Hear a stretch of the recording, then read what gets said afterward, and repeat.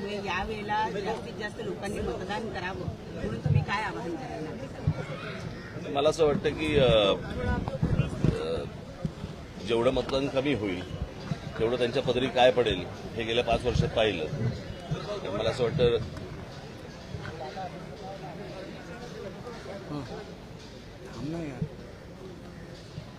जास्तीत जास्त लोकांनी मतदान करून एक तर मतदान केलं पाहिजे सगळ्यांनी, म्हणजे हा तर विषय आहेच, पण आपलं मत व्यक्त करणं त्यापासून बाजूला हटणं हा काय पर्याय नाही होऊ शकत. मागे थोडीशी साहेब 48 तासामध्ये अनेक नेत्यांवर हल्ले होताना बघायला मिळतात. महाराष्ट्रात असं कधी झालं नव्हतं मतदानाच्या आधी.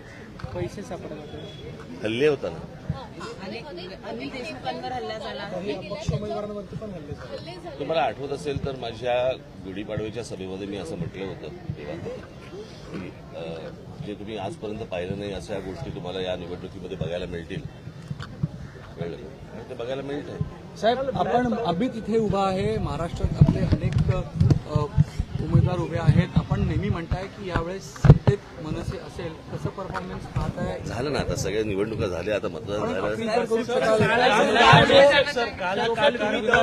सोबत झाला त्याबद्दल तुम्हाला काय वाटतं? काल विरोध मला त्याच्या डिटेल्स माहित नाहीत. भावनिक क्षण होता का अमितजींसाठी आज तुम्ही मतदान केलं? पहिल्यांदा कुटुंबातल्या व्यक्तीसाठी मतदान करून देत निश्चितच वेगळा दिवस होता तुमच्यासाठी. माझं मी खूप वेळा मतदान केलंय. बॅलेट मशीनवर मुलासाठी मतदान पहिल्यांदा ठाकरेंसाठी मतदान चांगलं केलं तुम्ही. चांगली गोष्ट आहे. सर, एक वरळीत मनसेचं पत्र व्हायरल होत आहे. शिंदे तुमच्या शिवसेना नावाचं पाठिंबा असं पत्र तुमच्या व्हायरल नावाचं होत पत्र आहे आणि व्हायरल. फेक पत्र असल्याचं कळतंय. मला नाही माहिती. तुम्ही कुठेतरी सकाळून काहीतरी बातम्या काढताना आम्हाला प्रश्न विचारता, माहित नाही मला.